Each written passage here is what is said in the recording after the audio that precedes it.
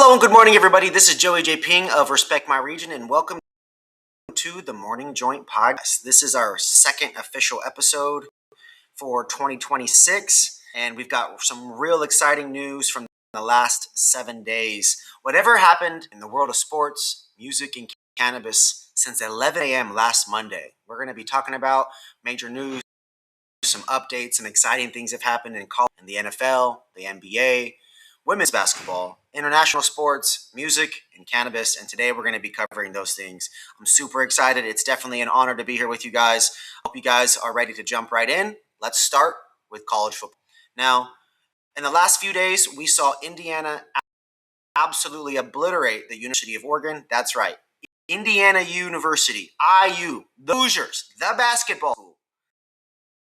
Obliterated, dominated, spun their lap, spanked him like a baby in the Peach Bowl, and it was not even close, folks. Heisman Trophy winner Fernando Mendoza of Indiana University threw 17 passes complete out of 20 potential passes thrown.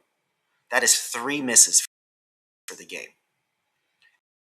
And they won 56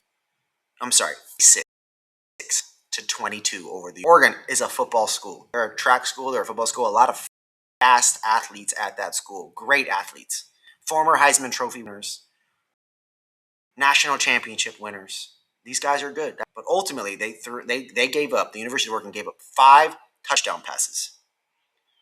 Indiana capitalized on 3 first-half turnovers. I believe it was the first play of the game, and like the second drive of the game too. Like it wasn't even close from the beginning. You literally could have gone to the bathroom and come back, taken a phone call and come back. And they were down like 14-0 right away. It was insanity. The Hoosiers improved to 15-0 on the season and did it with physical, explosive yet controlled drives, and ultimately just a really balanced defense. These guys were very opportunistic, flying to the ball, hard hitting, wrapping up, and we saw it also too on special teams with lockdown efforts, lockdown coverages, and just a really good, strong hustle effort there. Indiana's balance, their coaching, Coach Curt Cignetti, really did a phenomenal job, and it's something that we've been watching all year long. I mean, there's that famous viral clip where he said, "Google me, look him up, Google him, look him up, see, learn for yourself that this is a winner, proven winner. This Cignetti is Fernando Mendoza." Now, 15-0, proven national championship. It's going to be an exciting time. But first, we got to break down this game a little bit. It was, I physically was able to watch the first half of it. I had a migraine that took me out for the second half, so I drove home and I went to sleep. But I woke up at like midnight and I looked at the score and I was like, damn, they put up a 50-piece on Oregon. Where was their defense? Where was that hustle at? How does a quarterback go 17 for 20 in a college football playoff game? The playoff game, the semifinal, right before the Natty. It's incredible. And Indiana is known for basketball. How is it that their team was able to put so much success together and have a 15-0 perfect season? This is insanity. This is why we love sports, is these kinds of stories, these kind of journey. Again, it wasn't a fluke. They put the effort in. If you know anything about Curt Cignetti, he was a Nick Saban, a.k.a. Alabama assistant.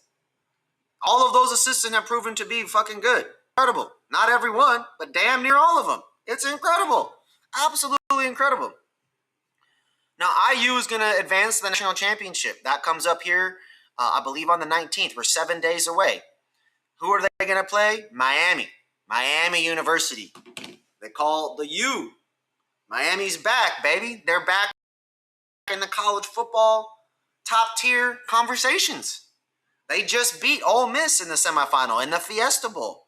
Miami held on 31-27. Wins over number 6 Ole Miss. It's funny because I picked Ole Miss to win. I thought that their offense was going to outperform defense. I don't know why. I just thought, oh, Miami hasn't been good in so long. Maybe Ole Miss, they're more relevant. Maybe that offense is going to stand out. And boy, was I wrong. Miami held on for the 31-27 win with 20 seconds to go. Miami's defense didn't break. They just bent a little bit, giving up 27 points. But ultimately, they forced Ole Miss to consistently earn every single yard. It was very, very little easy plays in this particular, and it's going to lead to a very exciting college football national championship. My pick, IU, 15-0, soon to be 16-0. Mendoza, I'm going to say he's going to, they're going to run the ball. They're going to pass the ball. They're going to do what they do. IU balance against Miami. Miami just gave up 27 points to Ole Miss. I'm thinking IU's going to go for 30 to 40 points in the Natty. I think they're going to win 40 to something to 14, maybe 40 to 21, something like that, 40 to 17. I think they're going to smack them. I just do. I don't want it to be that way. I want everybody to get a great football game, a wonderful experience,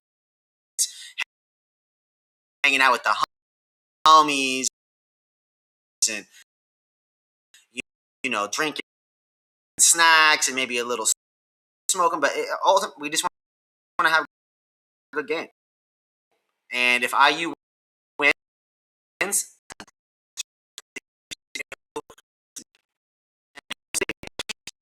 Ole Miss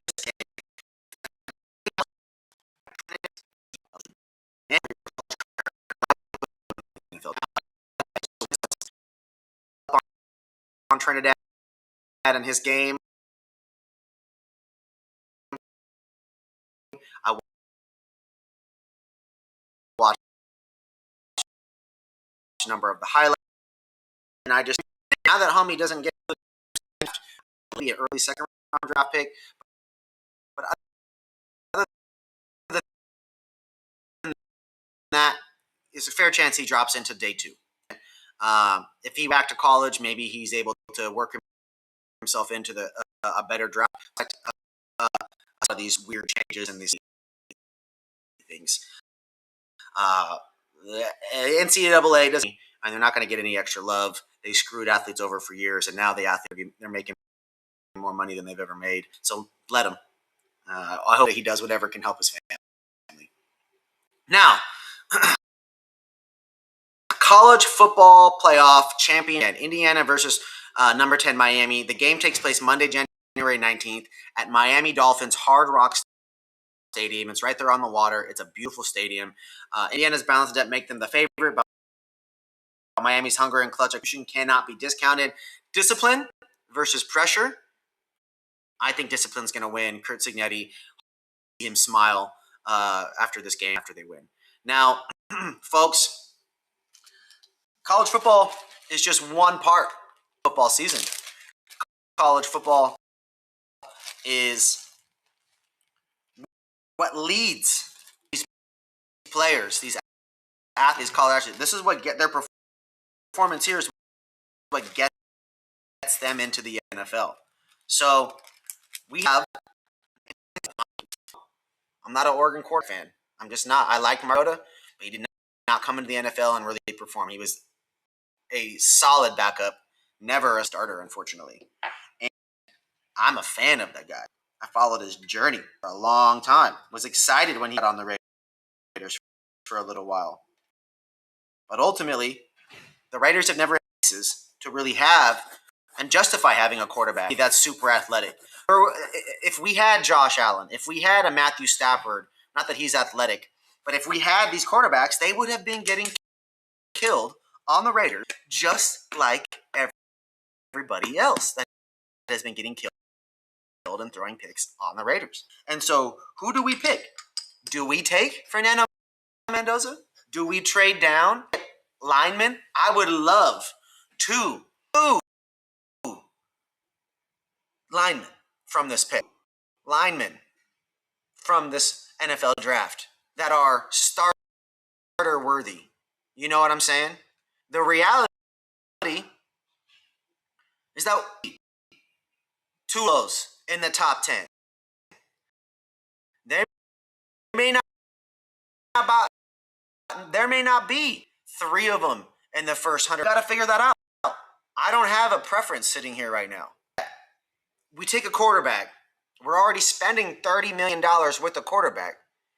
And he threw the most picks in the league and the most picks in his career.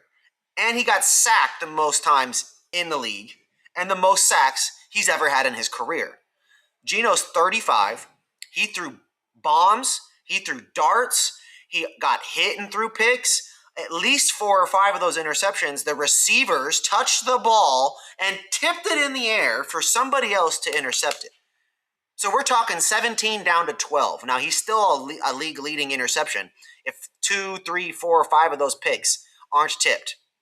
Does that mean that if he had a little time, that ball is a little bit more accurate? I'll take Geno throwing 5 to 10 interceptions less than he threw this year. And I'll take 10 to 20 less sacks the full season before we get rid of Geno. We already got rid of Pete Carroll. We're paying 6 coaches. I think we're paying 3 coaches millions and millions and millions and millions of dollars, but we're still paying for like 6 of them, is my understanding. Gruden, Pete Carroll, Josh McDaniels, the big 3 right there. Huge. Still paying Antonio Pierce too, I believe. This is so frustrating. So I don't think we should take a quarterback. I like Mendoza. I would love the Raiders to have a Latino quarterback. I would love the Raiders to have a quarterback who's 6'5", who runs a 4.5, 4.4 40, right? Who's strong, who reads, who slangs darts. But we don't got no offensive line. Colton Miller was hurt most of the year. That's our left tackle. JPJ, Jackson Powers Johnson, he was hurt. They moved him around, guard to center, guard to center. Remember that quote when he went up to Janty and said, "I'm your starting center," da-da-da-da. And then they moved him around. One of the key things the Raiders got to do is they got to fire Pete Carroll's son as the offensive line coach. He's trash. He's trash. Absolute garbage. We got to get rid of him. Got to get rid of him. Got to hire a real offensive line coach. And we got to get some linemen in the building that can learn. Footwork. Head up. Better fundamentals. Because that crippled the Raiders this year. Now, folks, this last week, we saw the NFL playoffs hit. The Raiders were the first team to be out of the playoffs. Joey, why are you still wearing the Raiders stuff? Because we got the first pick, man. I'm still, you know what I'm saying? I'm still with it. I don't want any of these other teams to win, but I like the Raiders on this first pick. It's like the first time I'm like super excited, you know, in the last like 15 years about where we could go. I was on the Carroll train. I thought we were going to do better this year than we did. I did. But then you watch the breakdown of the NFL and how linemen should be participating and practicing and working and how they should be running these plays and these schemes. And the Raiders O-line was trash. Absolute trash. All of you guys were not good this year. Jackson Powers Johnson, I'm sorry. I love you. I'm a big fan. I like how young you are, bro. Even you couldn't do nothing. Colton Miller, you were hurt. Couldn't do nothing. Couldn't do nothing. All year long, we were struggling, and we got to change that. But since the Raiders weren't in the playoffs, we're going to talk a little bit about the playoffs because yesterday, Sunday, we had great games. The day before, we had great games. We've had great football games all week long. The Bears rallied late versus the Packers. What you guys don't know is that the Packers were winning the whole game. Packers were winning the whole game. At the end of the fourth quarter, Bears go crazy. Fourth quarter, Bears go crazy. Chicago scored big late and grabbed a comeback win, flipping the narrative on Green Bay. Flipping the narrative on Green Bay. Jordan Love. He performed. He can't stop. He can't stop the D from fucking up. Where's Green Bay's defense at? Y'all let the Bears back in the game. Now you can say, oh, the Bears offense didn't move the ball enough, didn't manage the clock enough, didn't handle the time well enough. They had too much time left, and that is how they were able to come back. There was all this time left on the clock. But guess what? The defense has still got to perform. There's no excuses. This is for the Super Bowl. This is why you do this, folks. This is why we do it. This is why we do it. To win playoff games. To get to the Super Bowl. The Bears rally late and they beat the Packers. Caleb Williams from USC rallies late. I believe they had 4, 5, 6 games this year. One of them against the Raiders where they came back late in the game and beat them. They beat us, and they came back against the fucking Packers, and they beat them too. The Bills came back late against the Jaguars. I was here. Catalyst Dispensary and Consumption Lounge, Hawthorne, California. We were watching. The homies got their picks, their gambling picks in. They're tripping. The Jaguars were up. They were up. They were getting it. And then the Bills got 2.5 minutes left to come back. Like 2:40 something left to come back. And they did. Josh Allen throws a perfect pass. It's like a back shoulder throw, toe touch, tap. It was phenomenal. I was hyped because of just the athletic ability and the excitement of that play. Buffalo advances with a road victory over the Jacksonville Jaguars. What are they even doing in the playoffs? What are they even doing in the playoffs? But they won. The Bills, they won. Something they haven't done often in the postseason is win on the road. Win on the road. The last game yesterday, guys, was last night. The Patriots defense took down the Chargers. Every time I looked at the TV, Josh Herbert was getting smacked. He was getting murdered. The line was running into each other. You had the center fucking hit his head down, and the guard was late to touch. Oh my God! The last play of the game, I believe for them on offense, like a 4th down or whatever, something like that. Just got killed. This guy was getting smacked. He looked like Dante Moore in Oregon against IU, getting smacked out there all game long. The score was like 3-3 at half. Then it was like 9-3 at the end of the third quarter. And then it was like, I think they scored 1 touchdown, making it 16-3. It was a boring, defense-driven game. It was tough. It was tough. It was tough, man. It was crazy. Now, we also saw the Eagles. The Eagles lost yesterday. We saw the Eagles lose to the 49ers. The 49ers came out of nowhere. They missed a kick early. They missed an extra point early in the game. There was all kinds of weird balls thrown. You kept seeing the Jalen Hurts' balls kind of float. You kept seeing Brock Purdy passes not exactly go where he wanted him to go. It was really difficult football. But ultimately, the Eagles, the defending Super Bowl champs, they lost. They lost. They lost. The 49ers came through, man, and now the 49ers are set to take on the Seahawks, which is going to be interesting. Tonight is a Monday night game. I believe the Steelers are playing tonight. It is going to be a game. It's going to be a game. I don't know if I'm going to pick the Steelers to win, but I do think that they have the best chance to get this. Steelers versus Texans. We're talking Aaron Rodgers versus CJ Stroud. Texans versus the Steelers.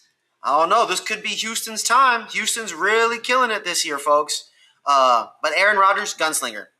Aaron Rodgers, gunslinger. They won late last week. Gunslinger. That missed field goal, crazy. My pick, my mom lives in Houston. I'm going to go Houston. My homies are in Houston. I'm going to go Houston. It's a nice little pick. The score, I'm going to say 24-16, maybe 24-19, something like that for the score. Texans get the win. Now, folks, last week you'll remember that it was Black Monday. My last week morning drive was Black Monday. 4 NFL coaches had already been fired by the time we did the episode. I woke up, Pete Carroll was fired. I was upset. I was not happy, folks. I didn't think that was the right move. The tone around the league, the quotes that I've heard, the podcasts I've listened to, the press conferences, Carroll and his people and his team and his culture is just not where the Raiders are at, is what it sounds like. It sounds like he was expecting to win more games, that his perspective was that like the team is farther along potentially than where it actually may really be at. And John Spytek, the GM, Tom Brady, Mark Davis, they just feel like they have the opportunity to go in a different direction and continue dialing in the culture, dialing in the leaders. There's a number of people that are still on contract with the Raiders, and those people are still under contract. But things are obviously subject to change over time. And so, in addition to Pete Carroll, who did 1 season with the Raiders after signing a 3-year deal, he was retired and came back. The other coaches around the NFL that have been fired, head coaches fired, are Coach Mike McDaniel of the Miami Dolphins, no playoff wins in 4 seasons. John Harbaugh, 18 seasons with the Baltimore Ravens, multiple deep playoff runs, a Super Bowl win. Lamar Jackson, multiple MVPs. now gone. They have struggled in the playoffs the last few years. The ownership putting some of that blame on Harbaugh. I think it's crazy because Derrick Henry fumbles the ball. Lamar Jackson hurt all year. Come on. But to each their own. Arizona Cardinals. Jonathan Gannon, also fired. Another season, down the drain, struggles. Kyler Murray, gone backwards in his overall performance. Not even the starter and that kind of stuff anymore. Raheem Morris, Atlanta Falcons. Back-to-back 8 and 9. Average doesn't cut it, folks. You're not going to be in the NFL very long if you're going to sit here and you're going to be average. You're going to have average seasons. They're going to get rid of you. Brian Daboll, mid-season firing the New York Giants, interim coach the rest of the way. Ultimately, not the way to go about it. You know, these NFL teams, they love to blame the coaches, but realistically, these players are playing the games, and there's got to be some accountability there. Personally, I think the GM should be the first to go if they put together a team that performs super average, but that's just me. Brian Callahan, early season exit, Tennessee Titans, another situation there as well. I mean, the reality is the Titans were and the Giants were just as bad as the Raiders. Those are two of the three worst teams right there, along with the Raiders. It makes sense to get rid of them. Last but not least, Kevin Stefanski. You guys might remember him and the Shedeur Sanders situation at the beginning of the year. Let's have, they're still paying Deshaun Watson a couple, tons of money to not even play. They bring in a Joe Flacco. They got Dylan Gabriel. They draft Shedeur in the 5th round. Gabriel plays terrible. Joe Flacco starts okay and then does terrible. Their season's going down the drain. They put Shedeur in. He does okay. He's realistically does backup quality work. 150 yards, 250 yards here and there. I think he had one 300-yard game. He threw picks in basically every game. But Stefanski took Shedeur out of the game to run on the last play of their game to win. Took Shedeur out of the game to run an end-around trick play with another receiver. They fucked up the handoff/pitch. The receiver fucks it up, doesn't even get the ball off to the appropriate person, and then throws it to somebody else. It's a nightmare. You don't even have your starting quarterback in the game. You're going to give it to an athlete who doesn't throw the ball all the time. You're going to run a trick play on the last play of the game, and you, Kevin Stefanski, are renowned and respected across the NFL as an offensive-minded coach. You deserve to be fired for that one play alone. That cost millions of dollars. That play, that decision, the fandom, it is real impact, and you don't get a bunch of chances after that. Now, assisting in some staff moves. You guys ready? Tampa Bay also fired their offensive coordinator, Josh Grizzard, and a quarterback coach, Thad Lewis, to reset the offensive philosophy. Baker Mayfield is fine. The offense, fine. The coaches, the play calling, maybe a little bit of GM activities, not so good in Buccaneer world right now. The Raiders interviewing defensive coordinator Ejiro Evero for the head coach. Maybe that's a culture shift hire. The Raiders are going to hire someone else's offense or defensive coach, and they're going to bring him in. They're going to try to do some culture shit, and guess what? It's not going to work because they have terrible players on offensive line. They have no true starting wide receivers. I love you, Trey Tucker. I'm a fan, but we fucked over Jacoby Myers, and that was stupid. That was stupid. We've got 8 head coaching vacancies right now, including Jim Harbaugh, including Mike McDaniels from the Dolphins. It's an insane time to be there. And guess what? None of these teams are really stoked about the coaches that are available. Moving forward from the NFL, we get to the National Basketball Association and the NBA. The big news, folks. The big news. Trae Young traded to the Washington Wizards from Atlanta Hawks. Atlanta got CJ McCollum and Corey Kispert in return. The Wizards got Trae Young. Now, this is huge because this means that Atlanta is rebuilding around something else. They're not rebuilding around Trae Young. They're not building a franchise around Trae Young anymore. They tried that. It did not work. The Wizards, on the other hand, they need that shooter. They got some hoopers on the Wizards. It's not a strong team right now, but they got some better energy, a little bit of offensive firepower, and they're in a much better place. I want to say Trae Young was averaging around 20 points a game, something like 3 or 4 assists. He's not a defensive player. He doesn't get boards. Some would say it looks like he's almost lazy out there on the effort sometimes, but he just got his own style of playing. I think that's really what it comes down to. He just got his own style. You know what I'm saying? And for me, I think it's it's like he was supposed to come in and be like this new version of a Steph Curry. You know what I'm saying? And he just really wasn't able to step into that lane. It wasn't in his wheelhouse. And additionally, I would say that it wasn't something that realistically made sense because the Wizards didn't have other pieces. There is no Draymond or Butler or Klay Thompson. There was really no other pieces on the Hawks. And when we think about the Wizards and how they're moving forward, there are no other players on the Wizards that are absolutely standing out to us in 2026. Trae Young, you're still there realistically by yourself, but hopefully the Wizards can put something around you. Now, folks, we're entering the season of it's like the part of the NBA season where the players really got to start dealing with injuries. They got to start dealing with the tic-tac, the nicky-knack stuff going on. They got to start getting into the real nitty-gritty grind. The playoffs are a number of months away. I mean, it's an 82-game season. We're not even halfway through. It's the trade deadline is in about 3 weeks. You got NBA All-Star Game here in Los Angeles, California next month, starting February 13th, running through the 15th. It's going to be an exciting time. Undoubtedly, an exciting time in basketball. We've already finished the Emirates Cup, the NBA Cup that happens in the early part of the season, and now we start to see players really start to take stride. Now, I did mention already that we've got the Trae Young trade, and there was honestly more going on in the NBA. We saw. I've been watching all kinds of really cool highlights this week. You know, the reality is that Luka Doncic is straight up balling, and Nikola Jokic is straight up balling, and Giannis Antetokounmpo straight up balling. With the All-Star weekend coming up, who realistically is going to be involved in trades for the deadline? Who realistically is going to be involved with the actual playoff push? Are we going to continue to see Michael Porter ball out in Brooklyn, or is he going to be a trade? Right? Are we going to see the Sixers start to catch on? We're going to see them do anything for the remainder of the season. The Clippers and Kawhi Leonard. Kawhi, I believe, is 10 games straight of a 33-point average, something along those lines. He's balling.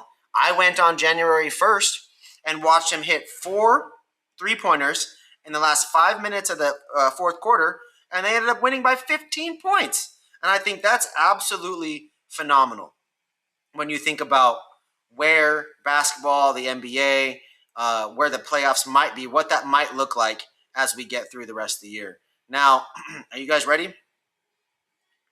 Are we ready? The Lakers are like a top 5 fourth quarter team. They haven't really had Austin Reeves as much. They haven't had Luka the entire time. LeBron's missed a bunch of time. But when they play together, and also when they don't play together, they tend to be winning. And this is going to be an exciting time. I'm not going to sit here and give you guys a playoff picture yet. It's much too early for the season. But I am excited to break down some of these recent scores and these other games that did happen. Let me get that information pulled up right here for you guys, okay? Here we go. For those of you guys that have been watching and hanging out, this is a great time for you guys to really support and subscribe to our channel. Search Respect My Region 365 on YouTube. Also search us on Instagram. It's a great opportunity for you guys to tap in with all of our content. Our website, respectmyregion.com, our newsletter there as well. Again, lots of really great things. Now, folks, this is the most recent updates, all right?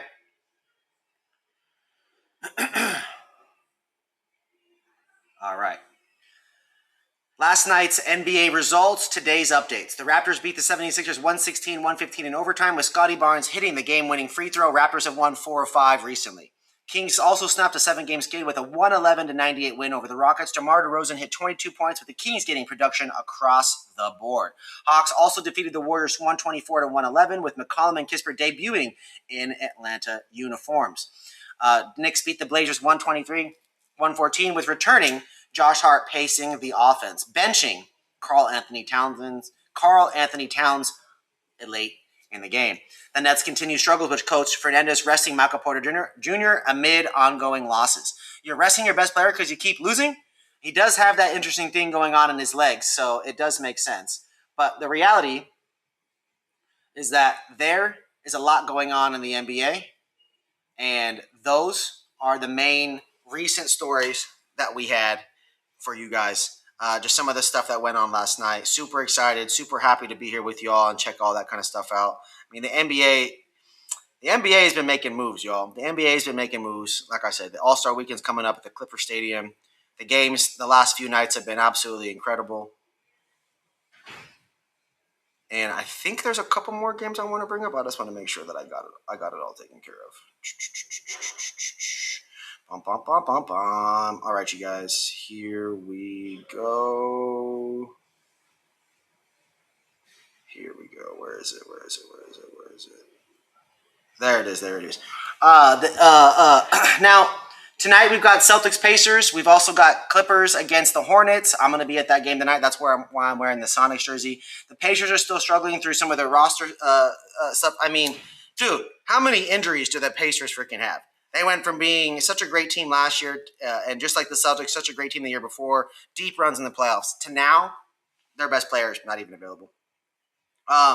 Guys, the Kings are dead. The Hawks have new pieces. The Raptors' late luck and clutch playmaking should help them as they move forward this season. And the Nets still in free fall without consistency. We don't know what's going on with their team, but ultimately, we've got some wonderful overtime thrillers and some unexpected wins that are coming from some of these teams. Keep your eyes out for the Spurs, the Lakers, the Knicks, of course, the OKC Thunder, the Houston still on people's radars, the Nuggets. There's some really great teams out there for you guys to watch. Big shout out to the NBA. We are going to the Clippers game tonight. Stay tuned for my recap from that on respectmyregion.com tomorrow. Now, up next in women's basketball news, number 12th ranked Louisiana State University upset number 2 Texas 70-65, handling the Longhorns their first loss of the season. Makayla Williams starring for LSU, putting up some major effort. We really shout out to LSU. It's exciting to watch. This changes the SEC pecking order and affects women's basketball rankings plus tournament seeding if it holds. An upset like this earlier in the season makes a huge difference. Texas was undefeated and perceived as a runaway. Now they've been tested. Don't sleep on SEC women's basketball, folks. They're still around. You can't forget South Carolina. You can't forget the LSU. It's just really important. Those are two of the top teams in basketball still to this day.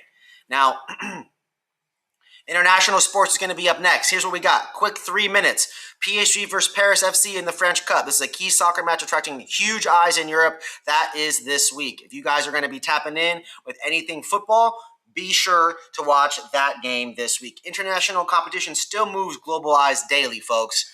Make sure to tap in. Huge fan of what the international world of sports has got going on, especially with World Cup coming up and all these different clubs and the efforts and the movement of the players. It just seems to be that that is starting to get more and more eyes on it than ever before, and especially as more and more people continue to move around globally in the current, we'll call it political climates and economical climates worldwide. Fandom is everywhere. People will continue being fans all over the world. We've got PSG versus Paris FC in the French Cup. My pick is on PSG. Let's go. All right, folks. Cannabis news. Again, this section provided by and powered by Catalyst Consumption Lounge here in Hawthorne, California. Beautiful location. 21 plus. Buy any weed from the Catalyst dispensaries, and you can visit our lounge. Open Thursday to Sunday from 3 o'clock to 9 o'clock on Thursday through Friday. 2 o'clock to 9 o'clock on Saturday, and 12 to 8 o'clock on Sundays. Hawthorne, California, Rosecrans and Crenshaw, right across the street from the Starbucks, folks. Today's cannabis news. Guam's cannabis industry has stalled. Bureaucratic delays are slowing legal adult use market growth despite years of legalization, courtesy of KUAM News covering Guam. Federal actions have mixed effects on cannabis and hemp businesses. Rescheduling could help balance sheets, but also adds complexity. Do the cannabis companies that exist currently in the hemp and CBD space, will they be able to figure out the new government complexities, the laws switching over, the rules changing, compliance, all of it? It's going to cost money. It's going to take time. This is a real challenge, and we're excited to be here for that. This story courtesy of insurancebusiness.com. Folks, the Cannabis Business recently talked about the Tennessee legislators pushing freedom to farm cannabis bills to allow home grow. I live in California. We're allowed to grow 6 plants. Where I'm from in Washington, I believe there's no home grow. Colorado has home grow. There are places in the Midwest that allow home grow. How is it that Tennessee is even debating this? Growing cannabis at home should not be illegal. Growing plants at home, meaning plants growing until they are full maturity. Unless they're lit on fire and I breathe it, they're not getting me high. When they're babies, seeds don't get you high. Teenage plants don't get you high. It's not until they turn into flowers that there is THC on these plants. Home grow should be legal. Home grow should be legal. We should be allowed to grow our own cannabis. Not opium. This is not opium into heroin. This is not growing coca plants for cocaine. This is cannabis. Okay? Cannabis. With big shifts. And some of these hurdles seemingly being higher than the regular. It may not be perfect. It may not be exactly what everybody wants. Hell, it may not even be what you want. But something is happening, and we need movement. And we need more movement, and more motions, and more advocacy, and more changes to continue to happen. It will never be as.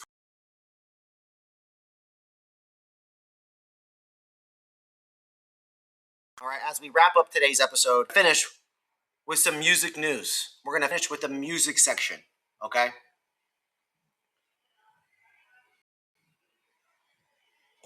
At the college football playoff, there was anthem performances of all time. I forget the name of the artist, I forget the name of the group or the singer or whatever, but they absolutely crushed it and it was beautiful. And so music news for me. Last week we covered new music from A$AP Rocky. We covered some tours. On our website, respectmyregion.com, news there. We have some work today. That's it's going to be about some major tours. We're going to cover some music in Los Angeles that's coming up. Some of these events. We're going to be covering some of these other states, other cities, Miami, Orlando, New York. We're going to start covering things going to be participating in what's going on in the culture and helping you guys identify that. And so if you guys want any major updates, anything coming out from artists, be sure to follow us on Instagram at respectmyregion.365. Subscribe to our YouTube channel. Our music news section is going to be including a featured artist in the future. Today, I made sure that we had an article up on Seattle's Orange Goodman. This was an artist that I've been hearing about for a couple years, but that realistically I was late to really not just supporting, but just listening to in general. It quite literally took Justin Bieber posts on Instagram and social media and streaming or whatever to get me to actually hear the music and dive in.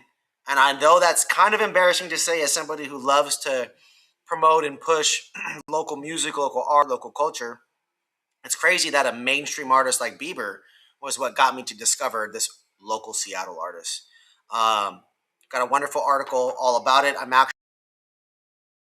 actually excited to pull that up for you guys right now. So give me one moment while I pull that up.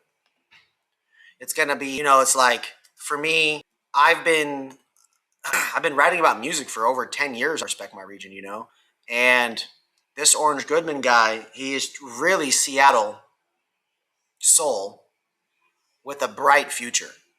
He's Seattle soul with a bright future.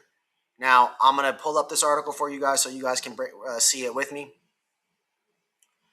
If you've not heard the name yet, you've probably heard the ingredients. Contemporary R&B, soul, and hip-hop instincts, a songwriter's ear for melody, and a visual world that feels intentional instead of random. Orange Goodman is Seattle, but not in the way people expect. He is also bigger than Seattle because the music is built around identity and craft, not around whatever trend is hottest this week. Now, for those of you that know anything about Seattle, it's never been a one-lane music city. People outside the Northwest still love to reduce it to one era, one sound, one set of flannel-soaked headlines, dating back to the Jimi Hendrix and the Nirvana and Kurt Cobain eras. But the truth is, Seattle keeps producing artists who pull from everywhere, then turn it into something local and personal. Orange Goodman, he's one of those artists. So who is this guy? R&B, songwriter, multi-instrumentalist from Seattle. His site frames the mission in 3 words that tell you a lot about the direction: soul, indigenous futurism, and medicine.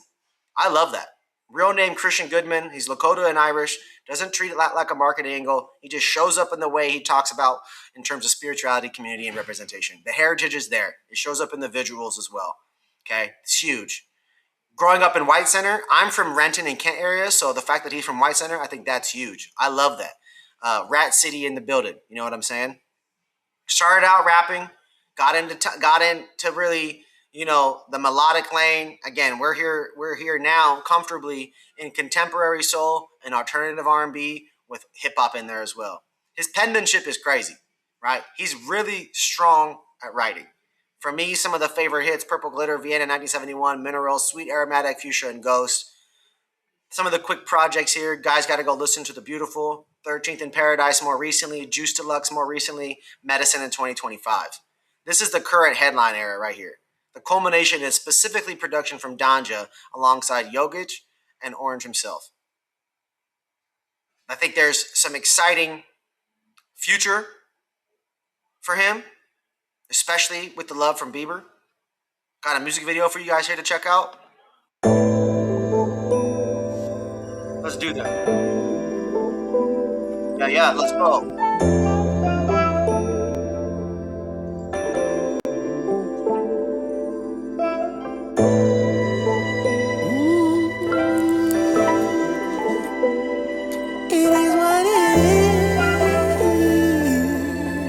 Orange Goodman, Seattle.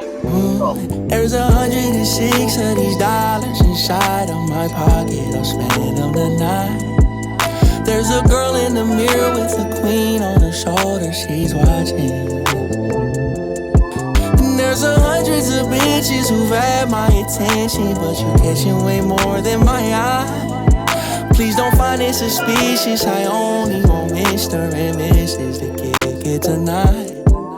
There's 212 of these dollars inside of my pocket. There's 106 of these dollars inside of my pocket. There's $1,070 inside of my pocket. There's 212 of these dollars inside of my pocket. There's 106 of these dollars inside of my pocket. I ain't feeling right. There's a clock on the wall and it ticks when I don't like to watch it. Here for this, baby. Let's go. And there's dozens of reasons I'm feeling defeated, but I'm guessing I'll give it a try. Please don't talk about semantics. I only want checks and advances to be on my mind. There's 212 of these dollars inside of my pocket. You can find him on Orange Goodman on YouTube. There's $1,070 inside of my pocket. I'm here for it, baby. And there's 106 of these dollars inside of my pocket. There's 212 of these dollars inside of my pocket. Now, folks, just a quick little preview for you guys. Again, Orange Goodman representing Seattle, baby. We here respect my region to be a platform to support local culture. We're here to be a platform that supports local culture everywhere. Local to me is everything. I know that sounds crazy and it's so vague, but we love that. Music, cannabis, sports, technology. This is the Respect My Region Morning Joint Podcast, where all of those cultures collide, where they all intersect, and where we can do and doing what we can do to help get that word out there. I'm Joey J. Ping, respectmyregion.com. Today, this episode was shot, filmed, and streamed at the Catalyst Consumption Lounge and Dispensary here in Hawthorne, California, Rosecrans and Crenshaw, historic parts of Los Angeles, California. We appreciate their support. Big shout out to all of the college football teams. Big shout out to the NFL. Big shout out to the coaches and the opportunities that they're going to have in their future. A lot of big news going on, man. College football national championship coming up. We got the Super Bowl coming up. We got NBA All-Star Weekend coming up. You heard it here first. Respect My Region in the house. RMR Podcast Network. Like, follow, subscribe, support, talk shit about me, but we're going to do what we do. I love you guys. Peace.